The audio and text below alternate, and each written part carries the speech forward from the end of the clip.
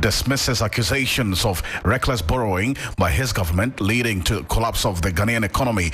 We have more from the President's State of the Nation address, including an assurance to secure an IMF board level agreement by the end of the month of March.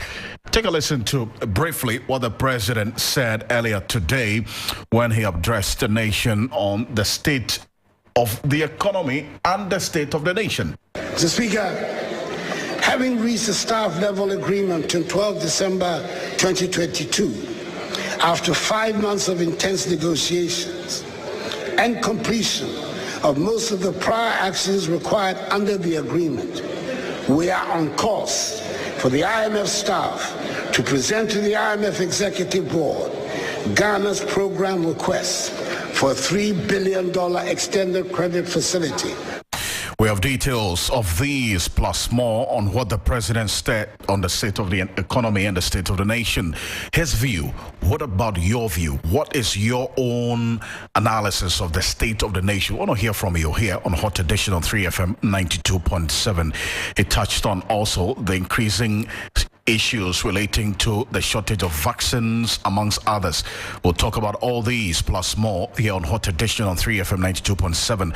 We have an economist also joining us on this particular issue, whether based on the reality of the situation on the ground, we will, as a country, be able to secure an IMF board level agreement by the end of the month. Also, investigative documentary Sperm Merchants airs tonight at 9 p.m. on TV3. We'll give you a sneak preview of what's happening and what you're going to expect in the next 4 hours ahead of us. Also, family of late Sharif Imoro, the 21-year-old soldier gruesomely murdered in Ashaman, await autopsy report from the 37 military hospital to aid in investigations. We've gone back to Ashaman to tell you how residents there are living a day after the military stormed the area. We'll give you details of these and more, plus the silence of the President on the Ashaman situation. Stay with us. We have some security analysts who are questioning why the President failed to speak about what happened in Ashaman some 24 hours ago. Stay with us. We have these and more here on Hot Edition on 3FM 92.7. We've got business as well as entertainment and sports news over the next 60 minutes. Stay with us. President Akufo-Addo has defended his government's borrowing and expenditure since he assumed office in 2017. According to the president, his government has been accountable with regard to how it spent monies he borrowed.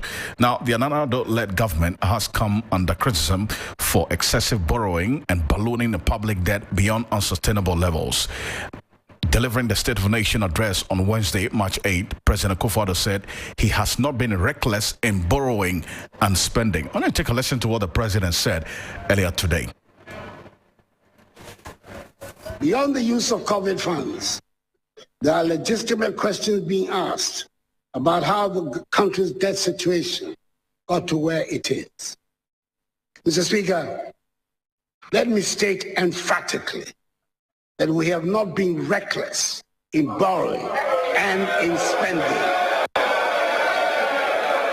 It is worth noting that the debts we're serving were not only contracted during the period of this administration. Mr. Speaker, we have spent money on things that are urgent, to build roads and bridges and schools, to train our young people and equip them to face a competitive world.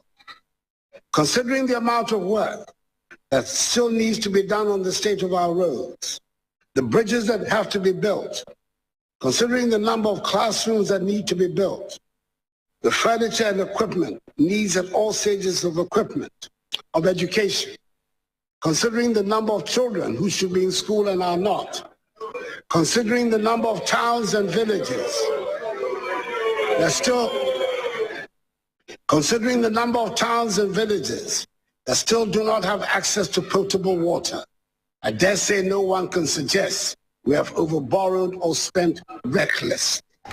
That's President Akufo-Addo defending quite vehemently his government's position on borrowing. He has also criticized, in fact, he's responded to the criticism by those who say that his government has borrowed and spent recklessly. Now, Ghana is currently saddled with huge debts, requiring a debt restructuring program as part of the conditionality for the $3 billion extended credit facility from the International Monetary Fund. Now, as part of the conditionality, the country has rolled out what we've seen, the domestic debt exchange program, and then also our external debt exchange that we are currently on with the engagement with external creditors. What we understand now, we're learning from sources within the finance ministry, is that the planned meeting with China, which is the biggest single creditor to Ghana, has been postponed to sometime next week, albeit the fact that we have had some initial engagement with some Chinese authorities sometime last week with the Ministry of Finance officials. Ghana owes China over $1.7 billion. That stands as the single biggest creditor of Ghana. We have Eurobonds as well, that some of which are maturing this year, and many of them maturing beyond 2024. So that raises questions about whatever happens even after the 2024 elections. Whichever political party wins power will have to brace itself to find money to pay maturing Eurobonds after 2024. There is also that question about other external creditors who are also watching how things are playing out and how government intends to go about dealing with the debts. As we speak, the total current public debt is 574 billion cedis as of November 2022. That's according to the Bank of Ghana's financial and economic data that was made available to us. You can find on the Bank of Ghana's website, 574.4 billion cedis. That's the current public debt as of November 2022. Remember, when this administration took over, this is as of 2017 January, the public debt was 122.2 billion. So the question that many who have also responded to the president's stance on the debts is whether or not there is evidence of what the money that this administration has borrowed has been used for, because subtracting 122 billion from 574 billion, that is the current public debt as we speak, it clearly gives you an idea of why many have raised questions about the wanton borrowing that the administration has been engaged in and what exactly that has been used for. There's a difference of 452 billion between 2017 and now that this administration alone is on record and indeed is said to have borrowed. So the question about the evidence of what the money has been used for is what the minority have also been asking over the period. Dr. Kiselato Forsing is the minority leader and he's been a former deputy finance minister before, asking these questions on the floor of parliament.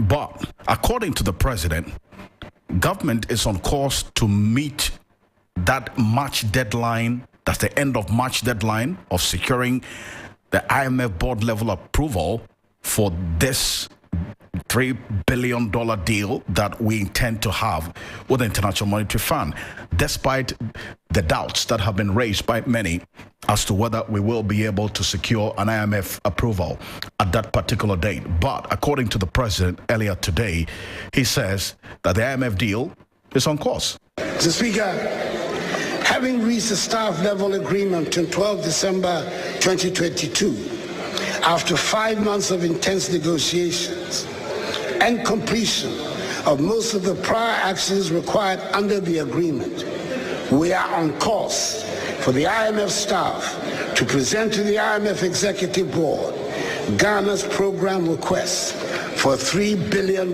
extended credit facility by the end of this month. Mr. Speaker, the 3-year IMF program, anchored on government's post-COVID-19 program for economic growth, aims at restoring macroeconomic stability and debt sustainability whilst protecting the vulnerable. It is a strong reform program which relies on front-loaded fiscal measures to increase domestic resource mobilization and streamline public expenditures to support inclusive growth and enhance social protection. Mr. Speaker, I thank the House for its support throughout this process, including the passage of key revenue laws.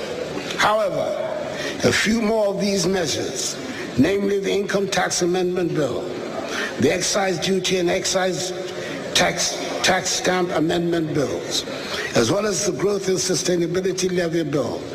That's President Akufo-Addo earlier today presenting the State of the Nation address as expected of him to fulfill that constitutional mandate. Let's go on to the telephone now. Professor John Gachi is the Dean of the University of Cape Coast Business School. Professor Gachi, thank you so much for joining us on Hot Edition. So that's the president there. He talks about government securing an IMF deal by the end of March. That deadline is confident that is going to be able to fulfill that. From your own reading of the situation and our engagements with China, which we understand the meetings have been postponed, is this timeline feasible? I didn't get a question. I was asking if this timeline that the president says that by the end of March, we're going to get an IMF program, based on how things are playing out with the engagement with the external creditors, will this deadline be achieved? Well, I think the deadline is tricky, given the development going on in the international creditor cycle, and in particular with China. I do not know what assurances have been gotten from China, but we do know we have to give something very juicy for China to accede to a debt exchange program. If that is not arrived at, I'm not sure we are going to get a debt exchange program agreed on by March. And let us not be deluded that what we are left with now is a debt exchange program. I believe we all know that the size of government is also something on the table to deal with. Unless the president wants to say that as soon as we get a debt exchange program agreed on at the international cycle, then immediately he will come and downsize the government. So there are more issues attached to this development than the debt exchange program. That is not the only thing lingering. On the issue of the reckless borrowing, which not just you, and not also just the minority in Parliament, we're talking about other persons who have raised questions about the evidence of what has been used, the money that this administration has borrowed has been used for. We're talking about, as of 2017, the public debt around 122.2 billion. Now, as of November 2022, according to the Bank of Ghana data, our public debt stands at 574 billion, a difference of about 452 billion over the last 6 years since this administration has been in office. President Akufo-Addo says that he cannot be said to have borrowed and spent recklessly. Is this stance a reflection of the reality from your own economic lenses? Well, I think the statement of the president does not represent the sentiment of Ghanaians. All Ghanaians know that there has been reckless borrowing. They have mismanagement of the debt of the country. We have borrowed on account of COVID-19, and much of the money was not spent to develop the country. Much of the money was spent to engage in electioneering campaign.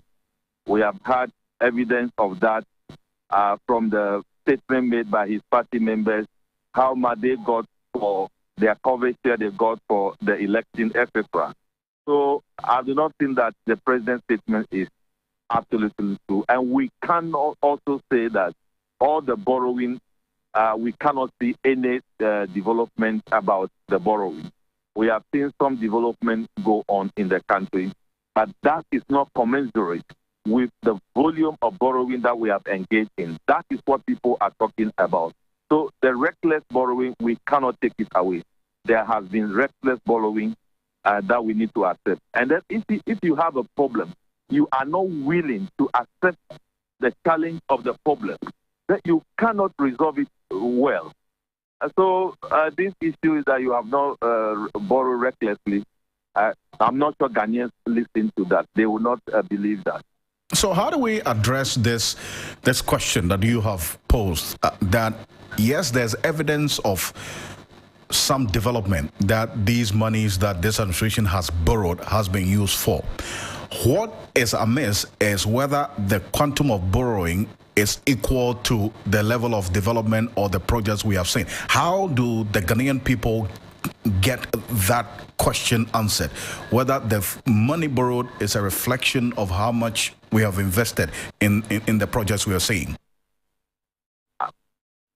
If I understand your question, I'm not sure Ghanaians are bothered about the explanation, because they are already convinced that there have been reckless borrowing, there have been reckless management of the finances of the country that has resulted into the problem. Because Ghana is complaining. Ghana is not the only country in Africa. It's not the only country, even in the sub-region.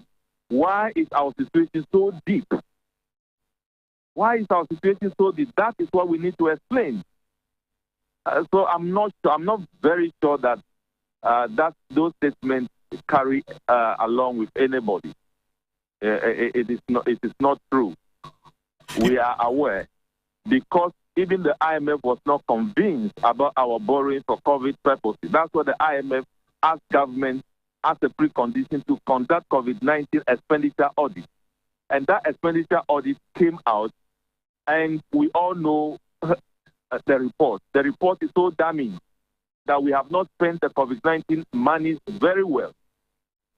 So it is there. It's not the president is not the auditor's report. So the president is doing what he thinks he wants to do, but it doesn't resonate with anybody.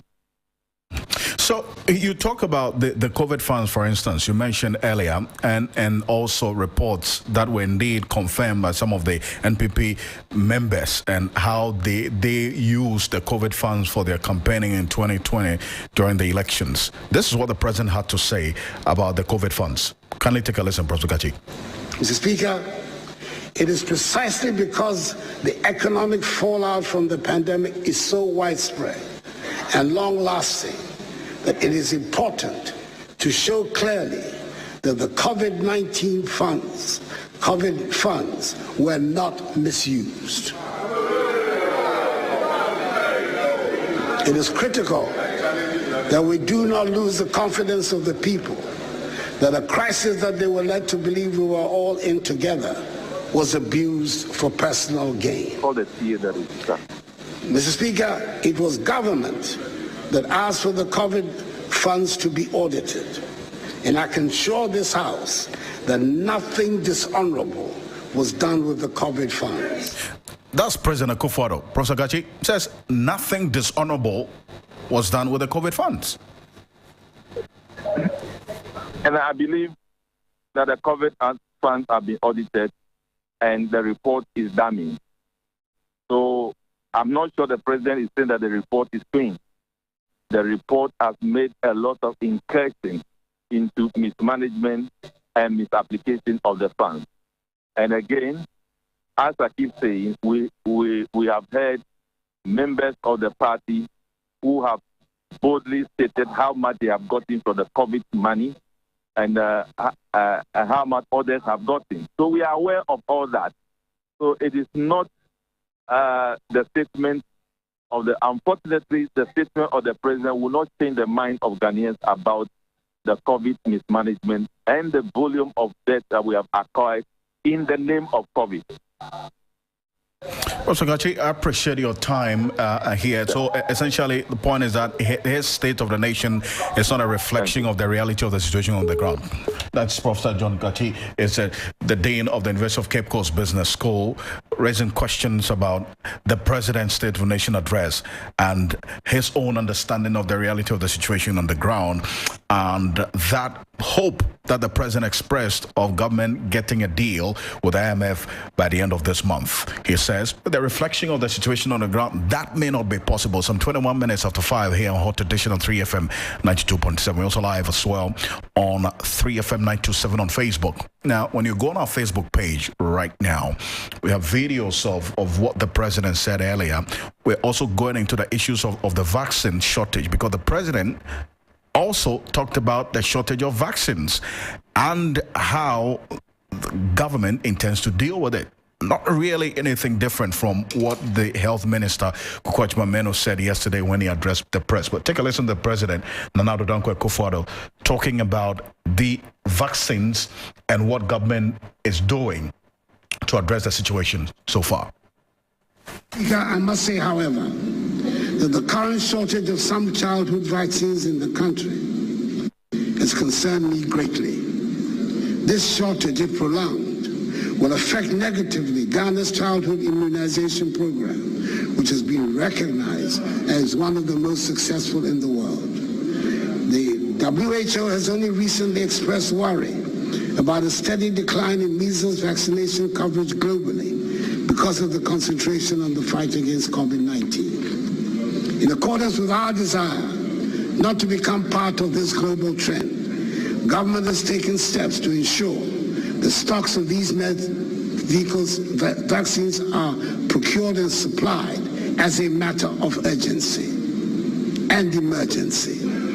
The Ghana Health Service has developed an elaborate program to catch up on children who have missed their vaccine immediately stocks arrive. Mr. Speaker, I want to encourage all parents and caregivers to ensure that eligible children are vaccinated once this program begins. No child should be denied access to vaccination. Mercifully so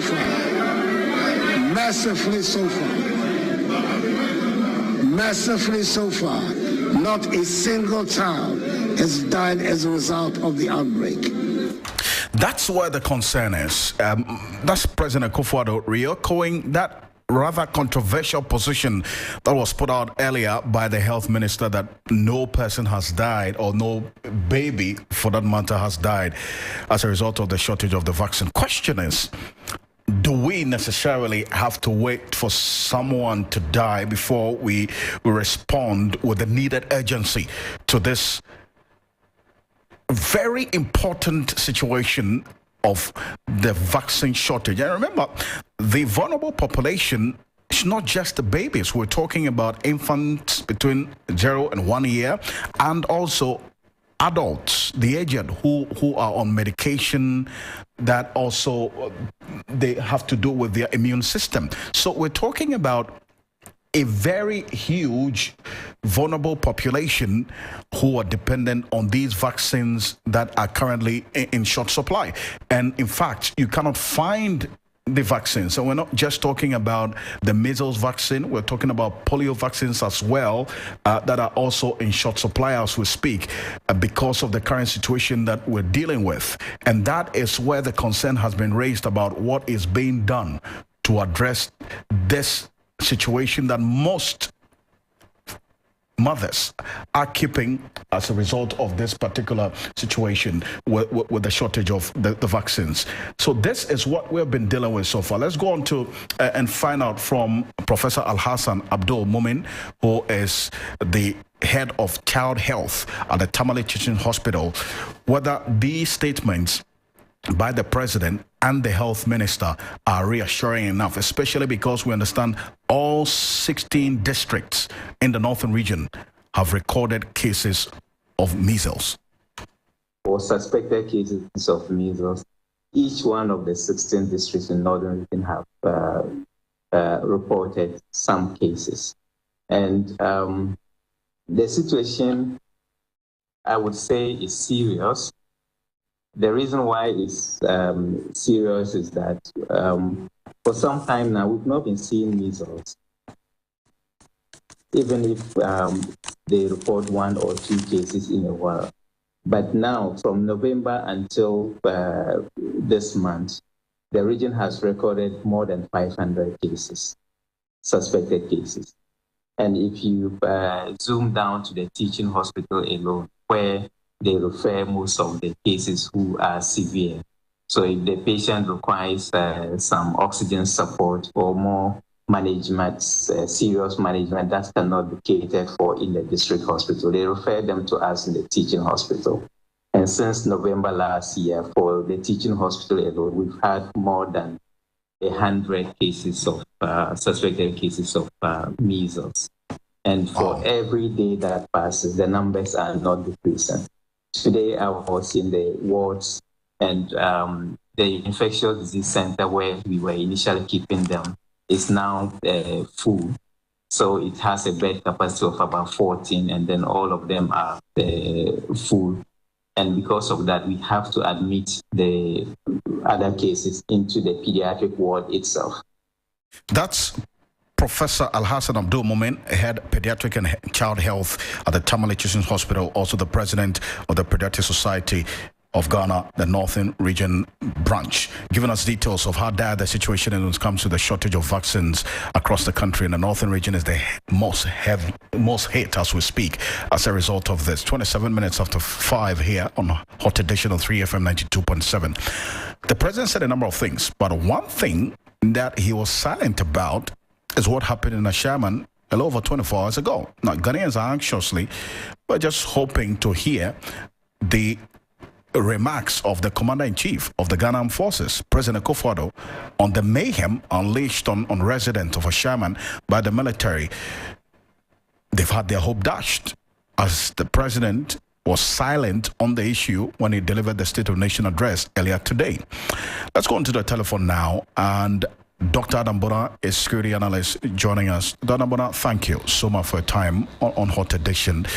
Would you align with the many Ghanaians who were expecting the Commander-in-Chief of the Ghana Armed Forces, President Akufo-Addo, to talk about what happened in Ashaman a little over 24 hours ago when he addressed the nation today? Yes, right. Yes. Good evening. Yes, that's correct, Alfred. Yes, I obviously... curiously, one will say, or coincidentally, one will say we had Independence Day celebration on Monday. Then on Tuesday morning or dawn, whilst it was showering in, some parts of the coastal belt or some parts of this country, Ashaman came under some military. Call it brutality, call it that way. Military going in there to attempt, allegedly, according to the military, arrest some people who had killed one of their own.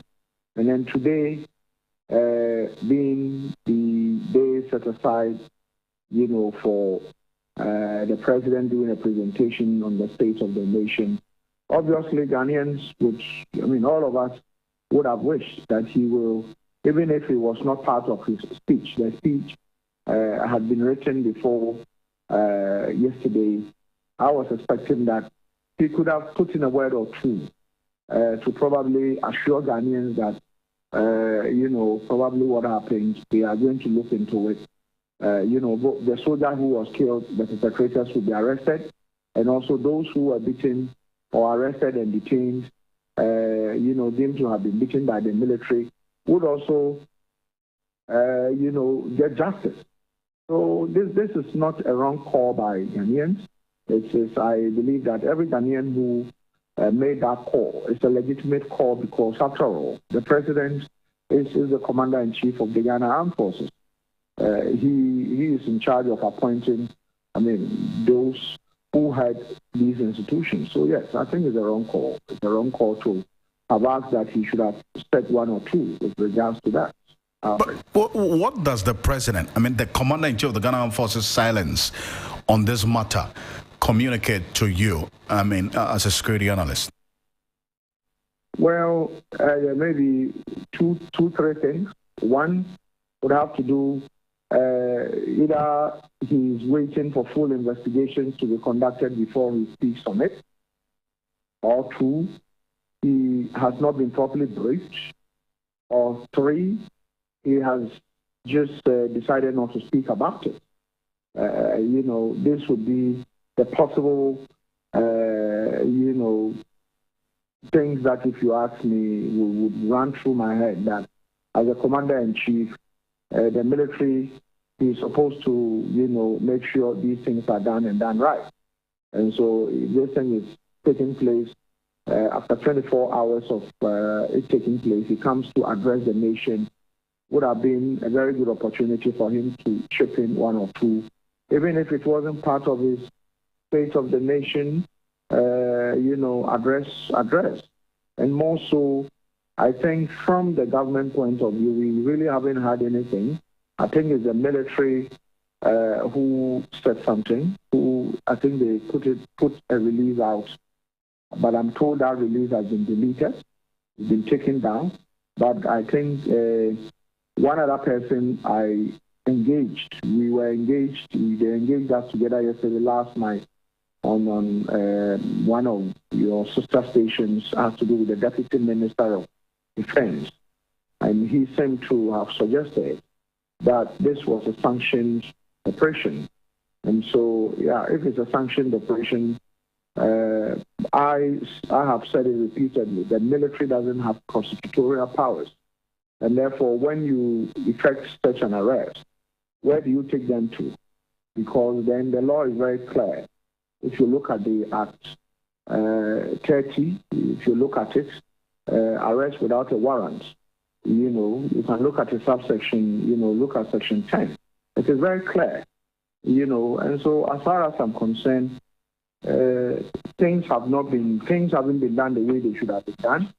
But whilst talking about that, one will say that what happened to the military officer who died is also despicable. Whilst condemning what the military did, I think we should find it within ourselves to also condemn the death of the military officer. But that should not be used as an excuse to throw the country into anarchy and chaos. In fact, that statement that you attribute to the Deputy Minister of Defense, Kweku Amankwa-Meno, I wanted to kindly hold on a bit for, because I spoke to him on Ghana Tonight as well, and he reiterated the point that this was indeed a sanctioned operation. And that raises fundamental questions, as you have been asking, as to why this was sanctioned. Take a listen to him. I think that if there were excesses, I will apologize if there were excesses. Sometimes when operations are being carried out, you get 1 or 2 people who will be carried away, and then they engage in excesses. I mean, if anybody has suffered that, I think that it's only proper that we apologize. But what I want to put on record is that this is a military sanction coordinated operation. I see. But you're apologizing, but you're also emphatically stating this is a sanctioned operation by the military to find out what exactly. I mean, why did you sanction this? What was the end objective? What were you looking for? Yes. I see, but help us. I mean, on what objective? I just want to understand that, yes, you've established that this was sanctioned.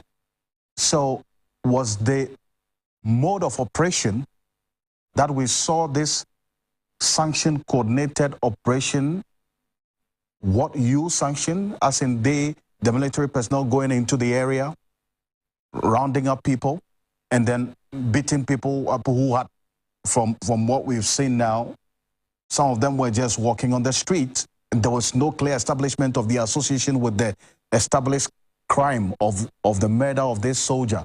Is that what you sanctioned them to do?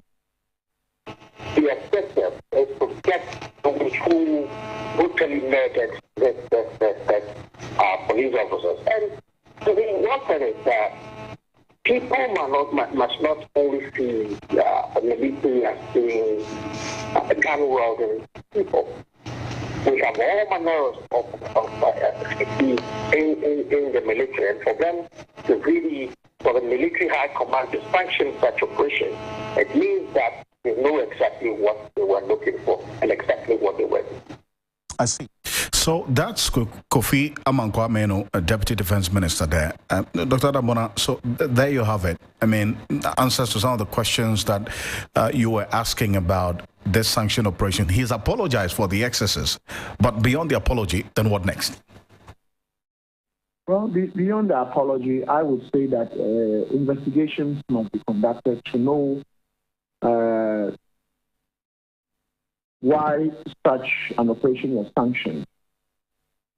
We need to know why such an operation, was sanctioned, and why it was sanctioned. I think why it was sanctioned is very important. That would probably give us some space to be able to break down what took place yesterday. We need to know why it was sanctioned. When I say we need to know why, I say why because I want to go strictly according to the law. The law says that you cannot arrest what do you call it, a private. I mean, in this, a lot of people don't know that the military doesn't possess, arresting powers. And so when the military are effecting an arrest, they effect that arrest as private citizens. So if, let's assume, without saying that is the case, they were effecting the arrest as private citizens, the law again says that as a private citizen, to effect an arrest, the offense that you are effecting the arrest for should have happened in your presence. This is a situation where we have the young, unfortunate military officer getting murdered in cold blood. The events took place some time ago. And so it was sanctioned. Why was it sanctioned? I would want to know from the point of view of the law, why was it sanctioned? And so if these questions can be answered, I believe that would help all of us in moving forward, because I am not aware of any amendments of our, of our statutes or our laws. So it's important to reiterate this and say that as a people, we need to have a bigger conversation or a broader conversation. I think very often than not, whilst we speak against these excesses by the military and security agencies at large, let's also say we are all complicit. And I'm saying this, not attempt to make excuse for anybody. Because then in this country, anybody can accost you and call you a Julo, you are a Julo, or a Juloni, or you are a, and then the next thing, they begin to beat you and they could kill you. And people have died in this manner. Major Mama comes to mind, okay? And so I have said that we need to reorient ourselves. That is one. And two, the criminal delivery system must be patched. It needs to be looked at. Where one case ends up in court and it takes forever. Okay, if you have J.B. Dankwa Edu's case is still in court, the NDC regional chairman who died before the 2016 election, that case is still in court. You can mention them. All these cases are still in court, including Major Mahmoud. I'm not saying that they shouldn't be in court, but let's remember that justice delayed could be justice denied. And so mine is that, yes, I wouldn't want to go into the merits of the case. But I think that whilst the CJ, we have a CJ, he's done very well, but he's going to be going in the next month or two. The incoming CJ has a lot of job to do, a lot of work to do to make sure that, our criminal jurisprudence and justice delivery systems, the processes are made a bit more faster so that people will not continue to harbor the mob mentality. What the soldiers did, I call that in security parlance, mob mentality. And those who killed him might have killed him with that same mentality of mob. And very often than not, innocent people have died in this country through this mob mentality of ours, because sometimes I want to believe that people don't seem to understand and appreciate the rule of law. We have all, assigned ourselves and we have all decided to go by. And so they take the laws into their own hands with impunity. I would say that let's hope that this issue can be investigated so that we see what happened. That would guide us going forward in the future. Dr. Adam Bona, as always, thank you so much for your thoughts on this. Appreciate it. Dr. Adam Bona is security analyst there, but stay with us. In the family of the late Sharif Imoro, this is the 21-year-old soldier who was allegedly murdered in Ashaman, is awaiting an autopsy report from the 37 military hospital to aid in investigations. Now, go on our Facebook page right now because we went back to Ashaman. According to the deceased family, he'll be laid to rest tomorrow, March 9, at the military cemetery in Accra. Godwin Asedeba spent some time with the family earlier today, and we're streaming that video of the late soldier's family and their interaction with my colleague right now on Facebook, 3FM 927. And you go on Facebook right now, you see what's happening. But take a listen to this. Investigations on a knife attack that took place on Saturday, March 4, leading to the death of a 21-year-old soldier, Sharif Imoro, in Ashaman, may commence soon by the police. The broken family of the once young and vibrant soldier was seated awaiting the remains for burial at the 37 military hospital.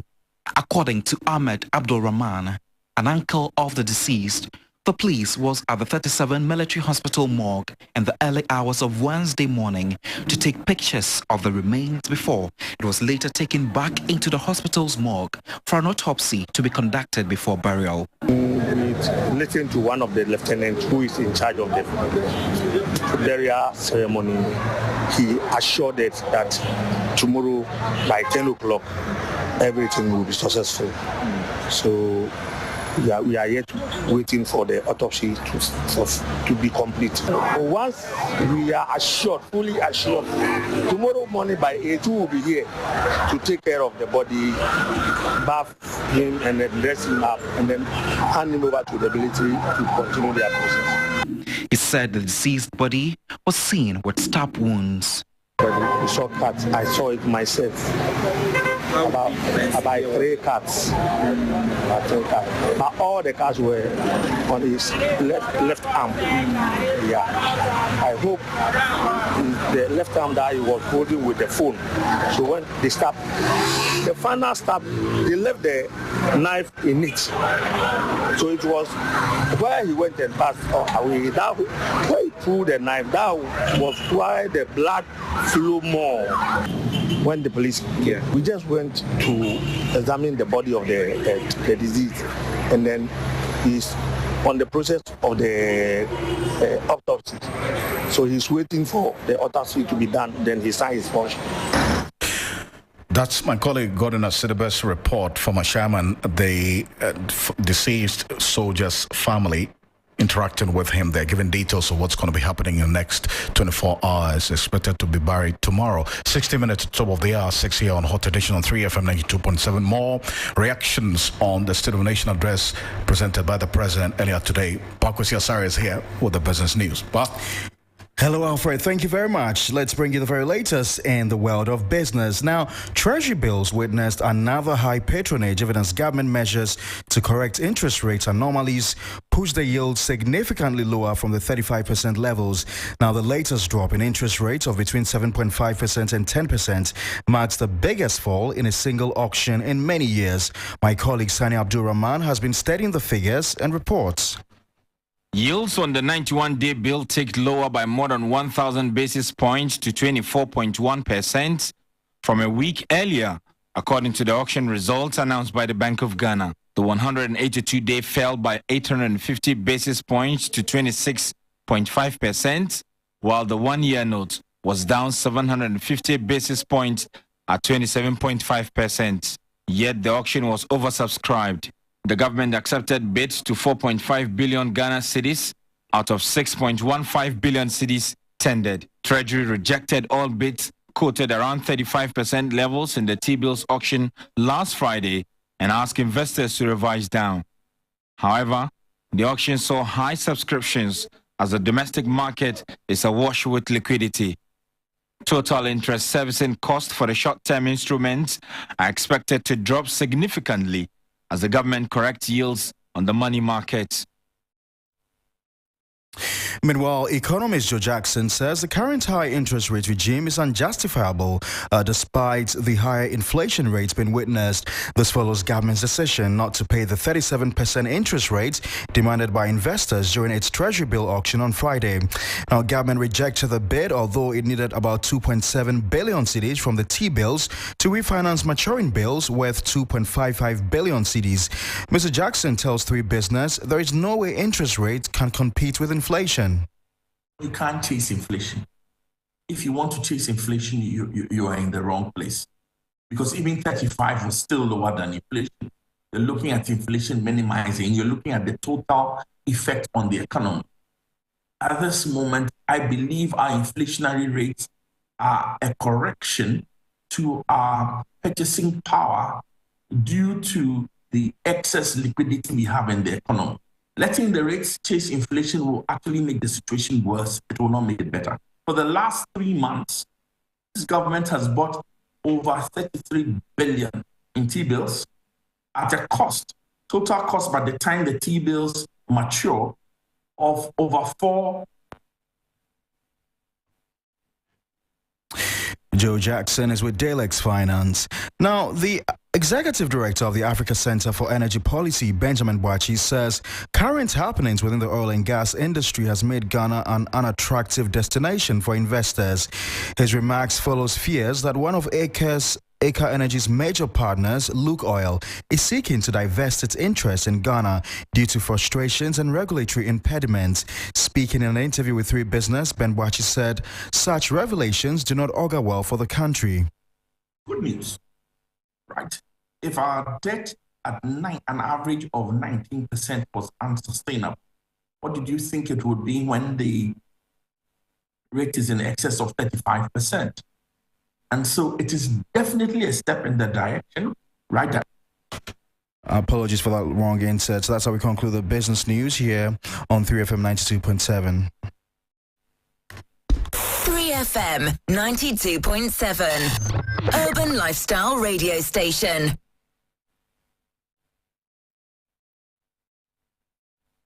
Accra gets busy on this frequency, 92.7, 3FM. You can find more news on 3news.com. We have more reactions on the President's State of the Nation address coming up shortly. The former President John Mahama has also been reacting to the President's State of the Nation address. Also, the Minister for Sanitation, Cecilia Benadapa, has also been talking and also giving reactions to the State of the Nation address. We'll get into the details of that shortly, but let's get into the world of sports now, and Oreko Ampofo is standing by with the details. Oreko, what's happening today in the Champions League? Well, there's a big match between Paris Saint-Germain and Bayern Munich. There's also a relatively another big match in London where Tottenham would also be looking to overturn a 1-goal deficit against AC Milan. And so if they want to win a trophy, they would have to go for that Champions League game tonight. It's a tall order for Tottenham, I tell you. Yeah, especially after being knocked out of the FA Cup. And so they only have the Champions League trophy now available for them. But as you know, today is International Women's Day, and we are 3 Sports trying to celebrate women on this special day. And so we spoke to some stakeholders in the different sports here in Ghana, starting from football. Well, we spoke to Cleopatra Nketia, who doubles as a lawyer and the CEO of Rich City Women's Club. And she talks about the barriers of entry for women in football and what every woman out there who has aspirations and dreams of going professional has to do. Yeah, so anybody, girl, woman, anybody who wants to get into the football space, I say you should just do it. I mean, the first issue is finding a place to. In Ghana, it's not that common. If you're trying to get into football, it's very difficult. You would think that there will be places where if you want to play football as a woman, it will be easy to go to, but it's not that easy. For them, if they don't know about Rich City, I'd suggest that first thing you can do is check online to see what places are available for you to be a part of. But you need to take that step. If you want to play football, you have to get into it. You have to join. You have to do what you can do. For me, if anyone's interested in joining the club, I'd say awesome. You can come in. We can see how best we can help you. But the most important part is the will to want to do it, because we have players there that you can see they want to do football. They want to, but the will is also not there. I want to do football, but I'm not really in it. Some people are not bringing their heart into the game. they are physically there, but they're not mentally there. And it feels like they are spoiling the chance for other people. But for anybody who wants to get into football, I think that you should do it. One of the other things that we are doing to support women's football is, like I said, with the Everton partnership, we are building an academy. So if we are starting an academy very soon, where if you are 5 years old all the way to 18 or whatever, and you want to get into football, you contact us, we will help you learn, grow, develop, take it to the next level. And we have a career pathway now, because once you get into the Race City environment, and we are connecting you to the different clubs all around the world, it's an opportunity for you to take advantage of it in however way you want to move.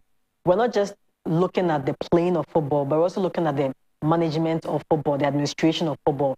So if you want to be a coach, if you want to be a TM, if you want to be in media, whatever it is, even if you want to be the CEO of the club, all those opportunities are available, because we are connected to a big brand like Everton, and they've opened up their doors to help and support us in any way that we need. So if we have players who are interested in managing, you can have a chance to probably visit Everton, do a little shadowing of their management people there, anything that you want to do. So it's about what you as a person who wants to get into football, what you're interested in doing, and then connecting with us who can support you, and then we come up with an idea or a plan to see how we can go. But the easiest one of it all is the academy which we're starting. Anybody who wants to join, come in, we'll teach you, and then learn how to be a footballer, and maybe, let's see, 2040-something World Cup. We'll have Race City players representing Ghana there. Well, from football, let's move to rugby, where we also spoke to Ms. Rafatu Inusa, who is the women's representative on the board of Ghana Rugby Football Union. Also, she is a rugby coach at the National Sports Authority and a world rugby educator and a member of the Rugby Africa Committee. She was also speaking about the support that the sports need, especially when it comes to women. We are preparing for the pre-Olympics qualification, which is in June. And we are pleading on the government, the Minister of Sports, to come to our aid, because we need to come, we need nutrition for the players, we need medicals for the players. And currently is the president of Ghana Rugby, who is so, of course, to get to a time, he'll be tired, tired of.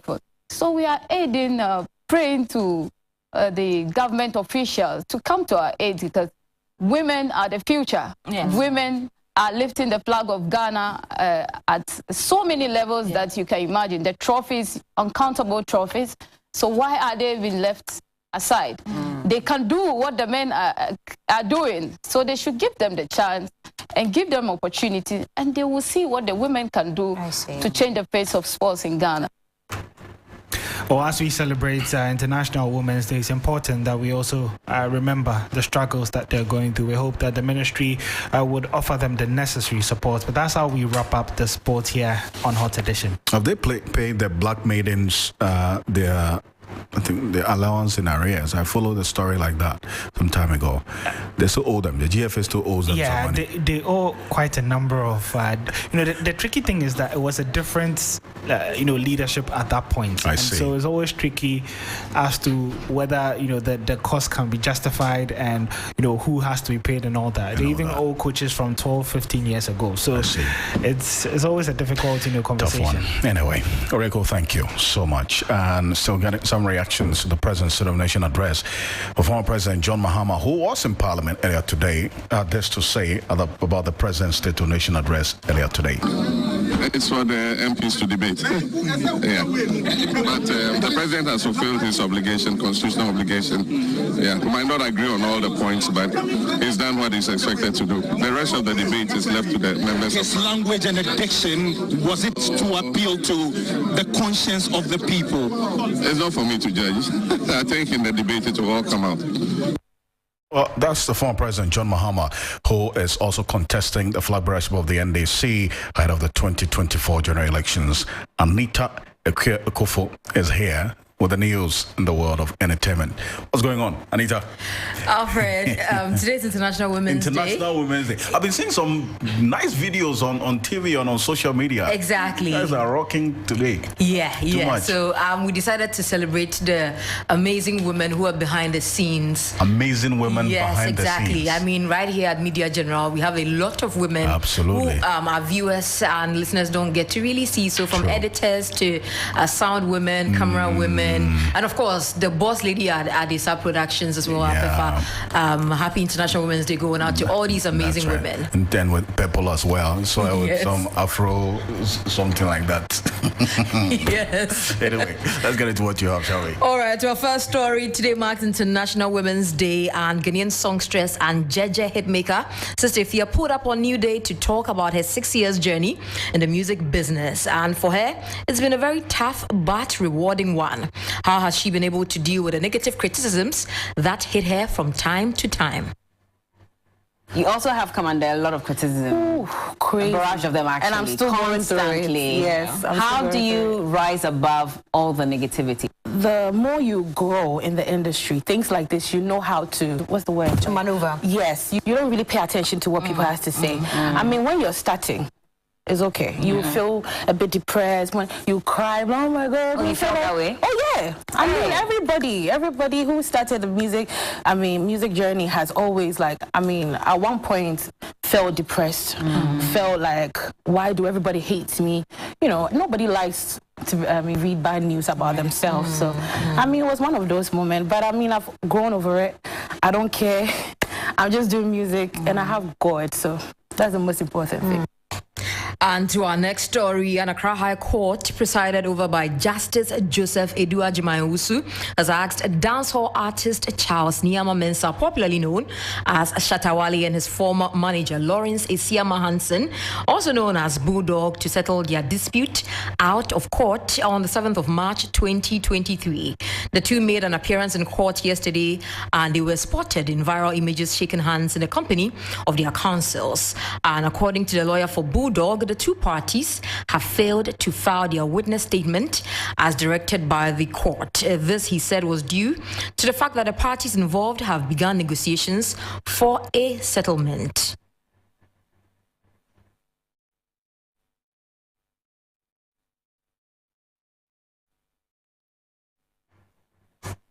And to a final story, the 2018 GMB Central Regional Representative Perpetua Opeilabi, known as Tewa, looks forward to impacting lives with her project.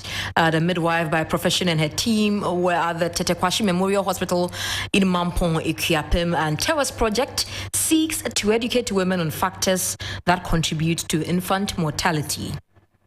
Perpetual Impact Foundation focuses on developing sustainable programs and projects to improve quality delivery in health and education sector in Ghana. We also focus or help create an environment that gives hope to the preterm babies or babies born preterm. The day has been very beautiful. I'm very proud of myself for putting up something like this. The mothers came in their names. We have natal intensive care unit doctors. They were also with us to share with us some of the things that the mothers needs to know on breastfeeding, infection prevention, personal hygiene. To some mothers, the event was an impactful one as they received lessons on proper ways to protect preterm babies from infections. I have learned a whole lot, such as infection prevention, how to nurture them, how to feed them. And then I've known that a whole lot of people are dying, let's say babies, they are dying due to our ignorance or lack of education. So this foundation is helping to improve, to save the lives of our newborns, especially preterm babies. So that'll be all for entertainment. Alfred, over to you. Happy International Women's Day to you. Thank you, Anita. So much. Super. Finally, as we round up and we're monitoring reports as the NDC has been responding to concerns by so many other persons of favoritism. Former President John Mahama has dispelled rumors that he has preferred candidates in the National Democratic Congress parliamentary elections. It was rumored that John Mahama is supporting a candidate against the incumbent member of parliament for the Asawase constituency, Mohamed Muntaka Mubarak. But in a statement issued by the former president's special aide, George Bawa Mukhtari, She said that such rumors are calculated to instigate confusion in the NDC. Madam Joyce Bawa Mukhtari underscored in the statement, quote, President Mahama has no doubt that they would continue to do so without any difficulty. The NDC has always trusted and relied on the ability of its delegates to choose out of the many excellent NDC candidates ready to serve the people of Ghana in various offices, the very best to lead them. So that's how things are playing out. If you find more news on 3news.com, make some time and visit 3news.com. Thank you for staying with us here on Hot Edition on 3FM 92.7. On behalf of the rest of the team, we appreciate your company. Join me at 10 p.m. for Ghana Tonight. My name is Alfred Akonsi.